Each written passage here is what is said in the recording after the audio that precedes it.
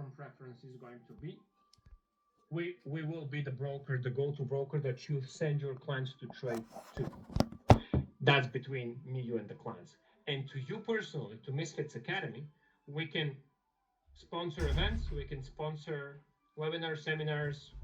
We can also provide you with marketing support, push you through engagement channels, maybe provide you with additional, let's say, giveaway marketing items. The Man United ticket is not a joke. We do that on a monthly basis, obviously. 12 IBs get a ticket per year. But yeah, in terms of support, don't imagine that we're going to be contacting your clients and trying to give them something without you knowing. The last thing we want to do is contact the clients. My audience, they're fanatics. They would never Sorry, leave. what? My audience, it's a fanatic. It's like a cult. No, it's good. You have your retention sorted out then. Yeah, pretty much. Yeah. So the last thing we're gonna do is try to contact people, because at the end of the day, we don't have a service like yours. We fully focus on execution, 4 to 10 milliseconds execution on FX majors, for example. We focus on transparency in terms of those mundane deposit and withdrawal options, and we try to be just a broker. Now, we try to be a trading platform at its best, because at the end of the day, a lot of people jump between brokers based on whoever recommends them to. A lot of people have a course nowadays. A lot of people have a tutor nowadays. So we firmly believe that this is the way to go, because at the end of the day, what's the point in us trying to compete with you when we don't have a personal connection to those clients? What's the point of, let's say, 2Prime creating its own course library? I mean, yeah, we can have that, and we can put as many videos as we like, but we don't have the engagement you have. Yeah, and at the end of... Sorry? Like, understand that you're trying to partner. So basically, what you do is you partner with academies and people with audiences to offer them. So you offer the marketing companies marketing tools. No, we offer them an executional avenue. We offer to be their broker of choice, pretty much. Okay, so you're a broker company then. That for... Oh yeah, DoPrime is a CFD provider. It's, let's say, within the realms of CFD providers, I like to put them in tiers. In tier 3, you have your FX Meridian type of guys, you know.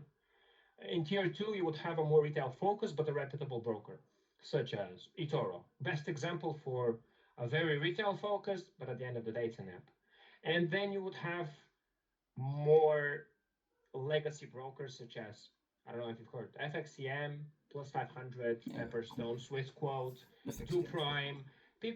Brokers that can offer institutional trading, corporate trading, and retail trading. So maybe I was a bit unclear, because I twisted it up. We definitely act solely as a CFD provider. Okay. Obviously, we try to be as good as we can in terms of ECN, STP spreads. We try to be as inclusive as we can in terms of deposit and withdrawal options. But at the end of the day, there's only so much that we can offer as services and spreads. We try to be as aggressive as possible, only with the compensation. Because, to be honest, our spreads are great, but they're not going to be that much greater than Plus 500. At the end of the day, you know how LPs work, right? Mm-hmm. Ourselves, Plus 500, another big dog, let's say Swissquote, we're going to go eventually to the same 10 banks to get spreads for our retail clients. So, do you think your spread is as good as Vantage though? Vantage FX? Yeah.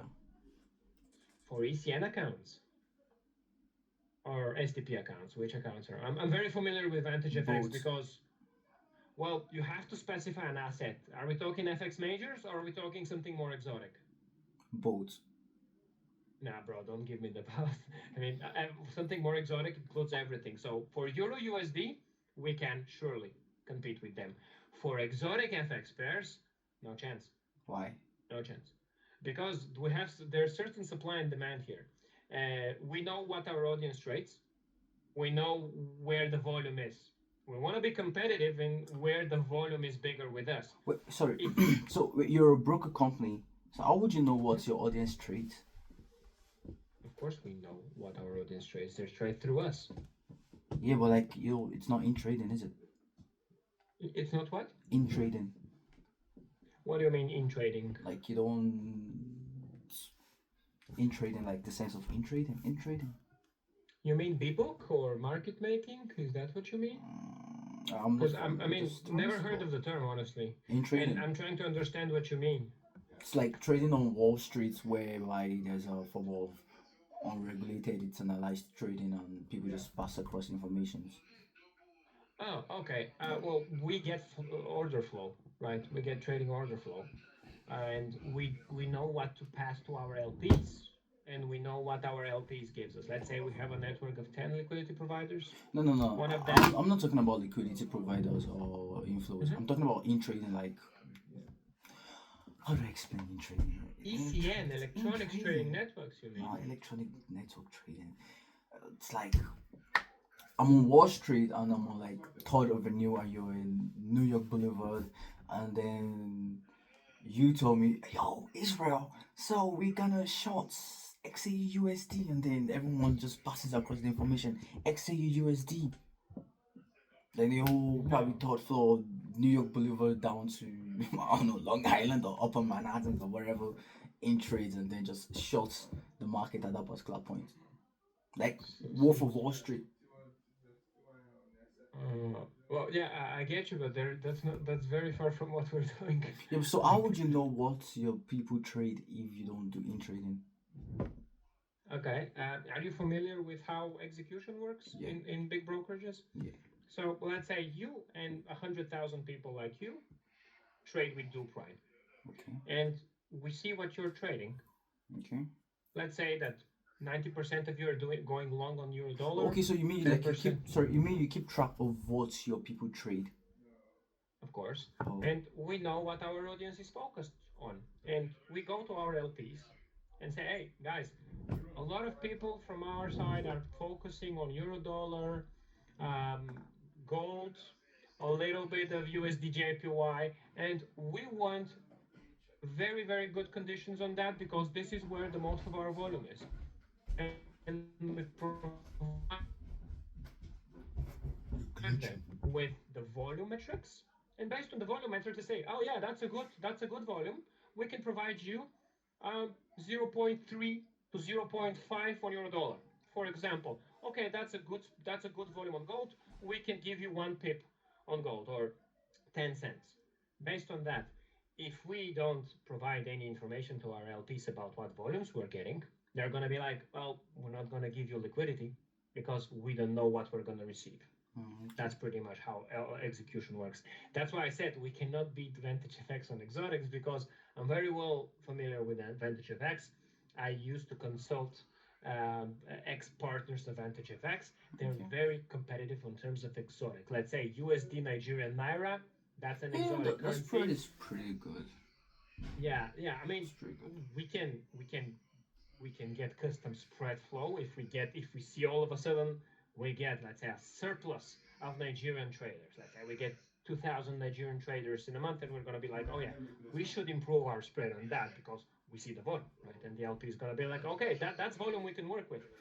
Uh, Quick question in that regard: why is a client, a normal human, not able to trade with an LP directly? Why do they have to go through a broker?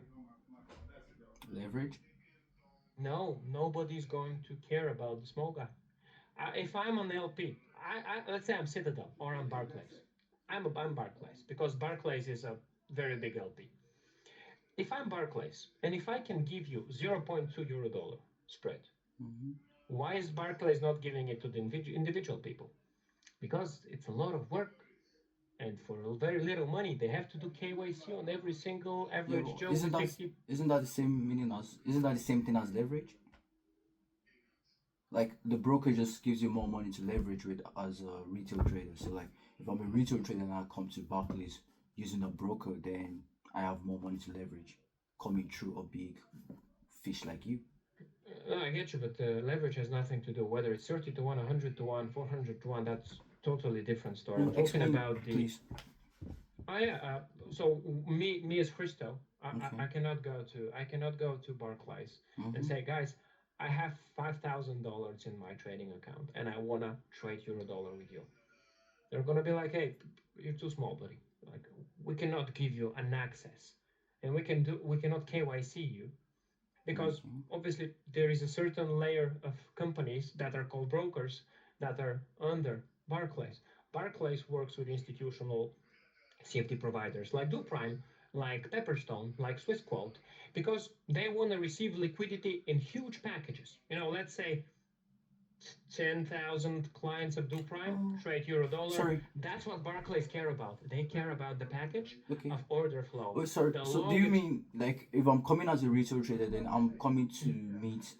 If I come with Do Prime as a retail trader, so because I'm coming with Do Prime as a retail trader, you have like a whole lot of order flow from many retail traders, and they just accumulate everyone and bring it to Barclays. Is that what you're saying? Every single broker does exactly what you mentioned. Okay. Uh, this is what we call the LP network. So whether we're linked to one or more LPs, the LP takes stuff in bulk, take Okay. orders in bulk, because that's how pretty much execution works. There will be zero chance of the trading ecosystem would not exist as we have it if people could go directly to LPs. Brokers wouldn't exist. They would be out of money. Why would brokers need to exist? Why would CFD providers need to exist if the client can go directly to the LP? Well, And those I spread. thought brokers existed because they were like a form of bridge, whereby as a retail trader, if I'm trying to bring $1,000 to the market and I'm trying to Mhm. use a brokerage, if I'm using a leverage of like 1:100 or 1:500, it gives my $1,000 much more. Is it liquidity for me to like make more money in the market? So I was thinking that was Le- like the primary function of a broker. I get you. I think you used leverage in a lot of salesy way. Leverage is a very is a big misconception for people that have used to pitch forex. Okay. Oh, there's leverage in forex. That's how they hook people up. Yeah, of course. But leverage has nothing to do with our discussion here because no matter the leverage, Okay. if you're a guy with 5K, Mm-hmm. even if you trade with 1,000 to 1, this will make no difference for the LP because you will still be a guy with 5K, right? And there's only so much volume that you can do with 5K, right? Can you do a yard with 5K? I mean, you can. You have to get a bot that scalps tremendously aggressively, and they're gonna be like, "Yeah, bro, you have a bot. You're toxic." Most brokers don't really tolerate excessive scalping bots. So that's the idea that the LP would not go to waste human resources, do a KYC check on you if you have 5K. If you have 500,000, maybe. But they will also try to bunch you up with other people trading the same asset Oh, okay. Okay, because so sorry. So it's not even just Mhm. about the leverage, it's also about the volume that I'm bringing to the Sign me market. up as a tutor, man. Sign me up as a tutor after the call. Forget the partnership thing. Sign me up as a tutor. Sorry. What was the question? No, for real though. That was thank you very much. So Oh no, basically, for sure. It's good to share a natural conversation. We're not yeah, gonna be talking about anything else either way. okay. Okay, so basically, like if I'm gonna come to you as a brokerage and you're coming to the LP to Barclays, basically like the primary function is rather than bringing my $1,000, they will find more common sense in using like partnering with someone that is bringing like $5 million because my $5,000 is too small. Is that it? Uh, every broker groups. I mean, if we're talking about reputable brokerages, you know how scam brokerages put clients to trade against each other. You know that. Sorry. You know sometimes small brokerages like FX Meridian, Yeah. they probably don't have an LP at all. They Okay. have guys in a dealing desk, Okay. and they try to match client orders against them. Okay. And if you profit, it's a loss for the broker, right? Okay. Wait, is there a That's loss what. of the broker? I thought the broker just No. make money on spreads and leverage. Uh, if we're talking about a broker that has no LPs, that's a market maker or a scammer, put it that way. They have people in dealing desks, Oh. and they try to, let's say, you and a friend of yours trade with broker XYZ, and you're going long euro dollar. But me and a friend of mine are going short euro dollar. So they try to like match you guys, eliminate and pay the rest. That's what market making is.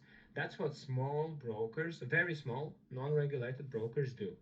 They have a dealing desk, and they provide what we call a market making engine. They try to kill off people that have the opposite traits, and the rest they can handle, or maybe they can't. When you have an LP network, and I know you have a follow up question, but when you have an LP network, you as a broker, you have an agreement with the LP.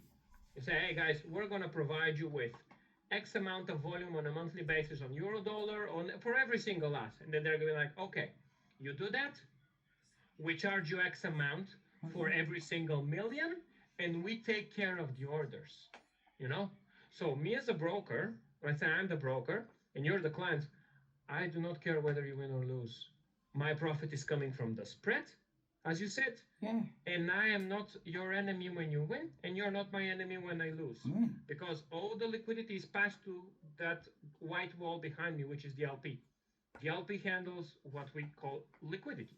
You know, they provide the liquidity. Me as a broker, I just act as a middleman, as a bridge. This is what real, proper, regulated, transparent trading is and should be. Just like a broker is a middleman in any type of transaction, whether you're buying real estate, the broker is just a guy that takes a piece of the commission to connect you with the owner at the end of the day. Whether you are brokering some type of a purchase or a merger and acquisition between the companies, the broker just connects the missing pieces because they wouldn't be able to find each other. The Okay. broker shouldn't be the execution venue. Only very small brokers are the execution venue because they downright steal. That's it. I mean, they manipulate trading. Now, I'm not trying to start a small brokerage firm or anything, but like, how would that work? How can you pair trades against themselves to kill off another trade? Because like the whales control the markets, don't they? The who? The whales, like the whales, the banks, the institutions are controlling the market. To some extent, yeah. For euro dollar, for let's say for forex, macroeconomics controls forex. I Mm. mean, at the end of the day, if euro dollar, let's I don't know if you've heard. I'm sure you've heard. Dollar lost a lot of value recently. Euro for a very long time, the euro dollar spread became very, very, very weird. I don't know if you're saying 1 euro used to cost almost as much as a dollar. So this is all due to geopolitics, macroeconomics to some extent. With currency trading, yeah, you have a lot of impact from, let's say, if Berkshire Hathaway decides to buy 1 trillion euros in reserve, yeah, this will surely affect the price, but to a little extent. FX trading is macroeconomics and geopolitics. When we're talking about gold and oil, yeah, different story there. You have OPEC, you have different unions, you have different deals, you have those legacy oil companies like British Petroleum, for example, which is a mess right now. I don't know if you've heard about it, but Bro, they're going to be buying them. Exxon, everyone is hearing about it. yeah, I know. So yeah, this in different assets, it's different because what you're saying is more sounds more conspiracy-ish if we're talking about the whole market. For FX, you have clear macroeconomical relationships. United States and Nigeria. This is what the trade relations between United States and Nigeria are the things that impact USD Naira. I mean, if there is an increase of exports from Nigeria to the US, fish, beef, some type of mineral, some type of precious metals, what would happen with the price of the naira? That's alright. It's gonna rise. So this is what is FX, which is why. I mean, I'm not the biggest FX trader now. I used to trade only forex way back, but FX is the biggest market and the most impossible one to control by the guys you call whales. So I mean, you have to be the Federal Reserve to isn't it impact. FX the same as forex? Yeah, say that's currency trading. Mm. But if you're going to talk about gold trading, that's not FX, even though FX brokers offer gold. But I'm talking about the abbreviation. So you have to be like the Federal Reserve to make a dent in the euro dollar chart. Uh, I mean, gold is like still kind of currency. I mean, it's metal, but it's still kind of currency because it's just XAU USD, and it's usually between the Chinese and the Americans. basically. You're not wrong. Of course, there's geopolitics there as well, but it's a bit more simpler to control compared to euro dollar or, God forbid, GBP USD. Like GBP USD is a clear showcase of trade relationships between two countries. That's it.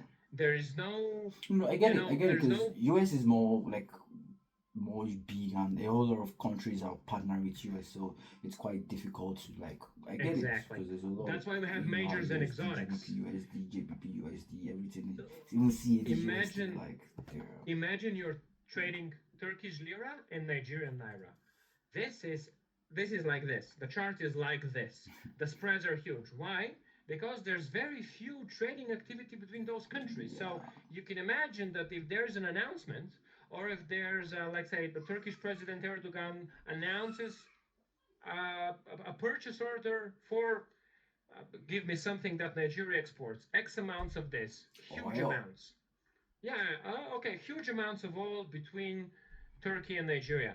The price or the spread is going to be like this. There's going to be a massive gap in Yeah. trading for sure. There's going to be massive widening in the trade. There might be even slippage, crazy slippage. Why? Because big price movement, very few participants in the market. Ooh, That's what it is. but nice. That's what we'll call slippage. But nice though. Yeah. Give me a tutor something position. Telling you. What? Uh, anyways, going back to the initial question, uh, we work purely within the CFD provision space. We try to be as competitive as we can in terms of pure spreads because we are a broker and we will remain being a broker. A lot of brokers nowadays try to be more than a broker. They try to be an all-in-one app. They try to have an educational part, an e-learning part. Some even have very, very aggressive marketing on that. We purely focus on giving competitive conditions and being very generous to partners because that's our core essence. And based on that, I assume this is when our conversation went into totally different, focal Mm-hmm. points because you weren't really clear on what we're gonna do, what we're doing. I assume you know now. We are a CFD provider. Mm-hmm.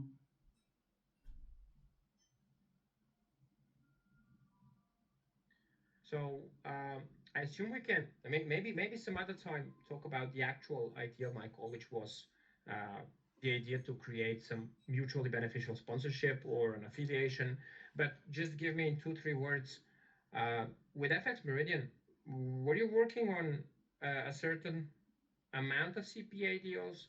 Were you happy with that amount? What were you receiving from them? I just want to understand what was the thing that they were giving you, what are you looking for per referral, and the rebate part. Was it substantial? That's a secret I'll never tell. Uh, if you don't, obviously, I'll have to work around with what we have usually for Europe and the UK. Hmm? It's If it works for me, I'll take it. If it doesn't work for me, then I'ma just pass on it. No, no, for sure. We have levels, we have tiers. That's what I'm trying to understand. But at the end of the day, I mean, our information is public and transparent. I can give you all of our commission structures, and maybe if you say, Yeah, hey, yeah, this is yeah, what yeah, suits me. yeah, yeah, yeah. Just give me your best offer. Trust me, I'll deliver. No, listen, mate. I try to. Apart from us having a purely organic conversation that I'm very thankful about, I try to be also quite professional in what I do because at the Okay. end of the day, Oh, we yo. have a certain tiered structure within our affiliate agreement. Everybody sees the document; it's public info. Everybody can review it, but it's my responsibility to give you some idea of what to expect. Because when you tell me, "Give me the best, I'll deliver," okay, mate. Like at the end of the day, I have a job to do, and you have a job to do, and I can only be as transparent as possible and tell, hey, we have certain ranges that we work with. I hope that you identify some type of, uh, happiness within some of the ranges. Okay. Uh, Final question from my side. Are you working with people that usually start with a certain minimal deposit or the minimal deposit or whatever the thing is necessary for the courses varies drastically from person to person? Well, it's both, to be honest, because most people, the larger percentage of my audience are just people trying to survive, trying to make ends meet. So most people Yeah. start with like $100, $200. Some start with like $10, $20, and then they flip their accounts. Like, just with mind blowing. I have professional scalpers, like the way they scalp. Whew, shout out to them. Sniper entries and Algo, all that. Pardon? algorithmic, not manually. Yeah, manually. Oh, Yeah, really? like just Ooh, trust me. okay. When you come from tough conditions, you adapt. Because Yeah, I'm sure. funding your account with $10 and scalping to $1,000, come on, as a trader, you know that is huge. I have a But I whole also lot. know that $100 for Nigeria is even bigger because Exactly. So people I know. have people funding with $100, $10, $20 to like, but also have people funding with $10,000, $5,000. So there's a different range My of people.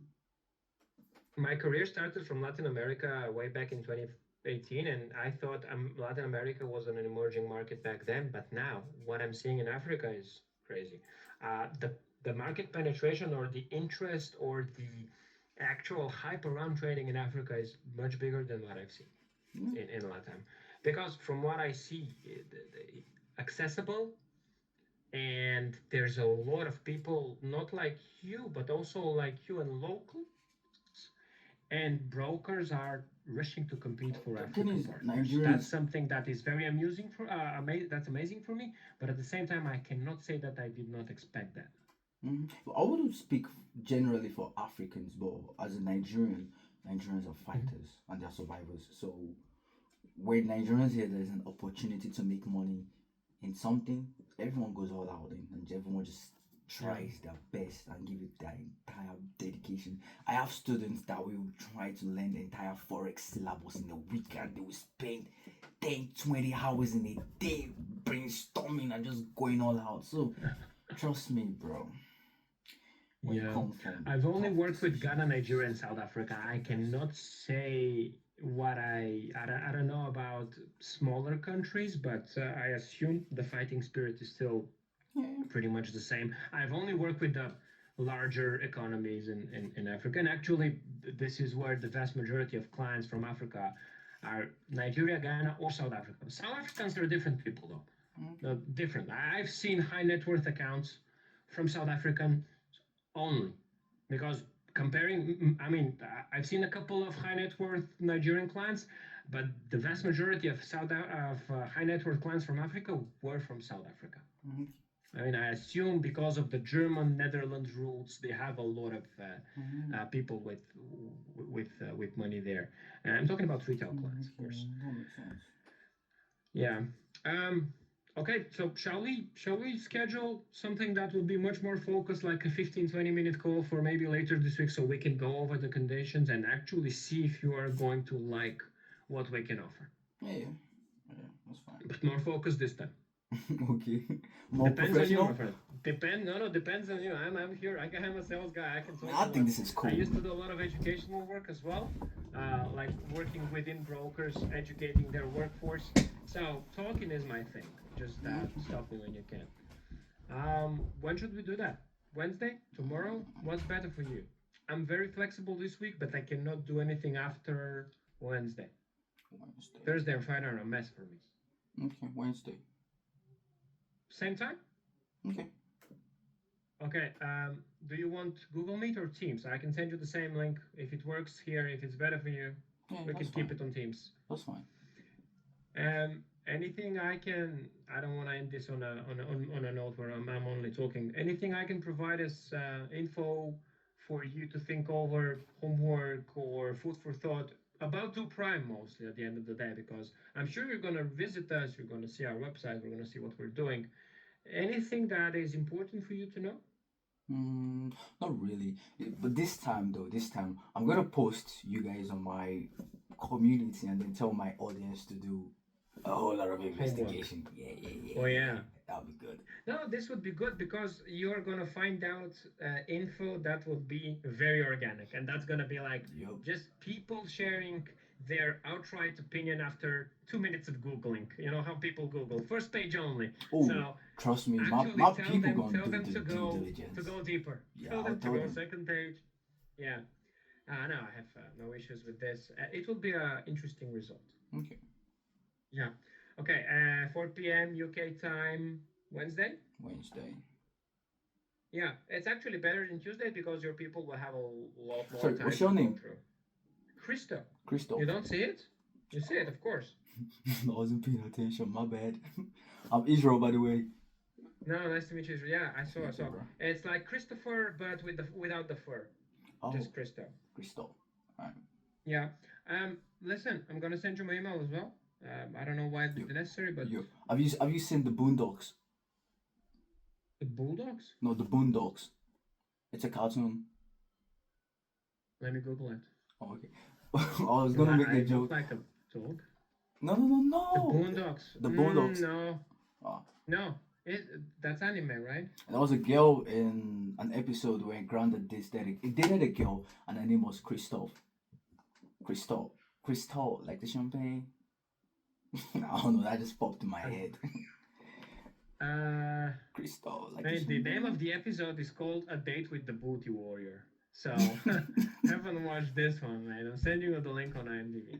Uh, no, it's actually from in my it's like Christopher. It's the European version of Christopher. Sorry if you're hearing my dog, by the You way. got a dog? Apologies from him. Cool. Yeah, yeah. Working What from breed home is because it? hmm? What breed is it? Ah, tough question. Zero breed, zero racial purity. He's just a big fluffy guy, and I'm What kind of does happy that that he mean? has no. Zero racial It's purity. a how do you call it? I forgot the word. It's a it's not even a mix. It's what Okay. you would get like it's a street dog, but I'm lucky because it has like very normal facial features. It looks like can you Google can you Google something? Mm-hmm. I can maybe put him on camera. Okay. Can you Google Austrian Pinscher Lab Mix? Whoa. That sounds It has fancy. zero Labrador and zero Austrian Pinscher, but he looks like an Austrian Pinscher Lab Mix. Austria Painter Lab Mix. Austrian Pinscher Lab Mix, yeah, the brown and white ones. That's like a You know, hybrid. you see it's brown with white. Uh, wait.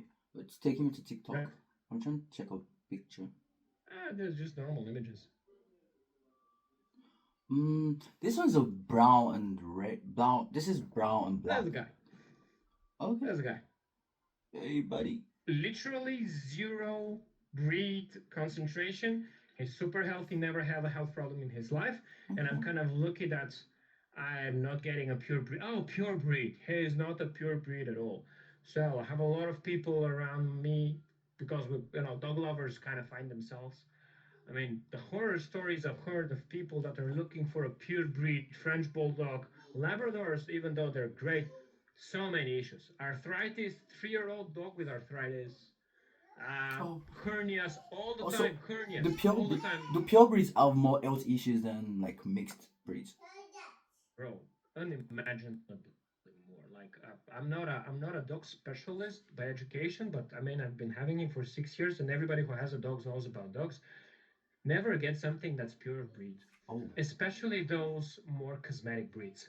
Bulldogs, French bulldogs, the small Yorkshire Terrier shit. I used to think pure breeds are like Everything cool because it's like pure blood. that's exactly the opposite. Oh my. It's like humans. It's like humans. There's no such thing as a very, very healthy race that is very pure breed. The healthiest humans are a result of mixes with mammals, bro. I mean, I promise you, when you get intergenerational mixing from Labrador, Bulldog, Terriers, some weird shepherds, and you end up with that guy, Mm-hmm. zero issues. But if Mm-hmm. you get a pure breed, let's take for example French Bulldogs, that's probably the most expensive dog to own. The French, pure French Bulldogs, or the pugs, the Yeah. pugs? The tiny dogs. The one with the smush face, right? Okay. So you get a French bulldog or a pug, and you get them from a breeder that pride themselves on being pure breed. We are, let's say, breeding them for 10, 15 years, and you Oh get yeah. and if you get them as pure as possible, yeah, those things, their eyes pop out. Yeah. They're What? so Yeah, it's like a bro. It's Yo, like a Range Rover or a Jaguar Jesus after Christ. Ford sold them to Tata. Their eyes pop out. They Wait, hold hyperventilate up, like literally pop out. from the heat. They are so fragile because they're not natural. You know, they're pretty much built by humans. They Oh, have so they have so bad. Just look on the videos, but it's not safe for work. It's NSFW videos, bro. I'm gonna They watch have it. so bad. What's the name? The ventilation system is so bad because they're so untrained and they're so cosmetically weird that their eyes pop out from the heat. This dude said And cosmetically weird. I'm gonna they're say disgusting. nigga. So if you're planning on getting a dog, get a cute dog from a shelter, or maybe get a baby Nah, I like big on the dogs. street. If I'm trying to get a That's dog, I'm gonna get a puppy. Then I'm gonna train it till it becomes a big dog. Like I like big dogs. mine is 30 kg. That's Okay. as big as I would go. I wouldn't go bigger. Mm. There's a good thing about 30 kg is a lot, bro. A husky, a full-grown husky is 25. Okay. Male What husky, about full-grown Caucasians? 25. I see Caucasian. Caucasians are very big. I did a DNA test on him Yeah. just because I wanted. He had like 5% Caucasian Okay. Shepherd. I mean, some shepherd went into the mountains 10,000 years ago, fucked a lot of female dogs, and then there he's that's where you get This nigga got that's where you jokes. get the Caucasian. But yeah, I mean, I'm not gonna say the B word on stream, on Teams. Oh my god. Oh shit, my bad. So yeah, big dogs are a good thing because they get lazy. If you get a Jack Russell Terrier, you know them. Yeah. But If you get a small dog, no, I a think small Caucasians. terrier, A friend of mine, when I was in high school, a friend of mine had Caucasians. Like, dude, those dogs are very big and we're very active. And then when he yeah. brings them to school, they're like, "Ah," like they look so fierce, and I ferocious. mean, Like, because that dog was very fierce, but you know how our you know what the BPM is, beats per minute for our heart? okay, Big dogs have a very similar BPM to humans because they're big. yeah. They get tired, they get lazy. A small dog, a Chihuahua, Oh. beats like 200 beats per minute because it's a small vascular system, and that's why it's so Maybe that's active why. all the That's why time. they're always very aggressive and very hyperactive. Exactly because their resting BPM is our marathon BPM, running BPM. That's why big dogs, very Yeah. calm dogs. I mean, a lot of people think small dog for an apartment. Not really. Okay. I mean, it does the thing with the sofas, then bites all the Running pillows and around the stuff. tail. I mean, bro, no, that's truthful. I don't know if you've, the dog whisperer. There was a show, The Dog Whisperer. I'm sure you've seen it. Nah, I've actually Um, seen it. no, it wasn't Discovery. It was super popular. What was the name of the guy? I'm sure you've seen clips with him.